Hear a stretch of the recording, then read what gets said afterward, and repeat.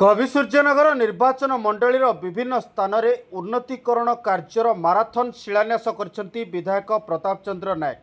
Beguniapada block अंतर्गत कालीमेघी पंचायतर लुहाकोट ठारे जगता क्षुद्र जलसेचन प्रकल्पर आप्रोच रोड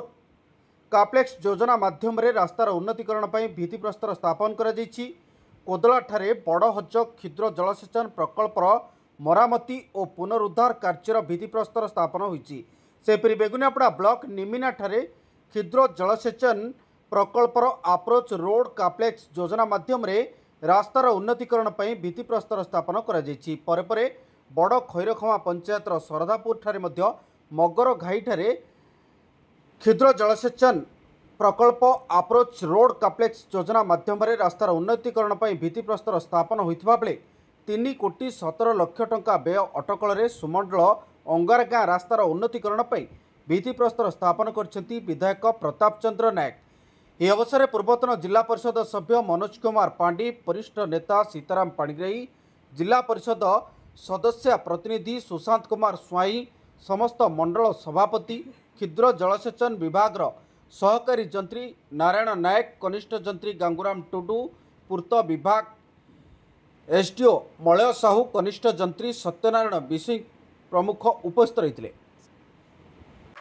देखंतु सरकारंकर जो निष्पत्ति जे आमे गाँ को शहर को केमती कनेक्टेड बढ़ेबा एवं प्रथमतः आमे रोड उपरे सब क्षेत्र निर्भर करू, तेणु को रोड को केमती ठीक भाव ठीक ठाक करवा से उद्देश्य रे आज आमे चारिटा प्रोजेक्ट रे माने शुभारंभ करिचु। सेति मध्यरु ए मध्य हमर बाणियाबाड़ी टू डाइक छक पर्यंत ये जो पिडोल्ड रोड अछि याकु मध्य गोटे 2 मास भितर याकु केमती संपूर्ण करवा एवं लोकन को जीवा आसिया पई केमती सुविधा सुजोग दिया जाय परबो तापे जो ओडिशा सरकारंकर प्रयास चली सेति मध्य गोटे अन्यतम प्रोजेक्ट। आज केतुरी प्रकल्पर शिलान्यास करा गला एवं केउ विभाग रे शिलान्यास होई। आज आमे पाखापाखि चारिटा प्रोजेक्ट को आमे शिलान्यास कलु। एमआई रो 3टा प्रोजेक्ट आउ एमआई रो 4टा प्रोजेक्ट एवं पीडब्ल्यू रो गोटे प्रोजेक्ट एवं विभिन्न प्रकार एबे हमरो निमिना जोटा रोड कथा को जो एमआई रो ता सहित हमरो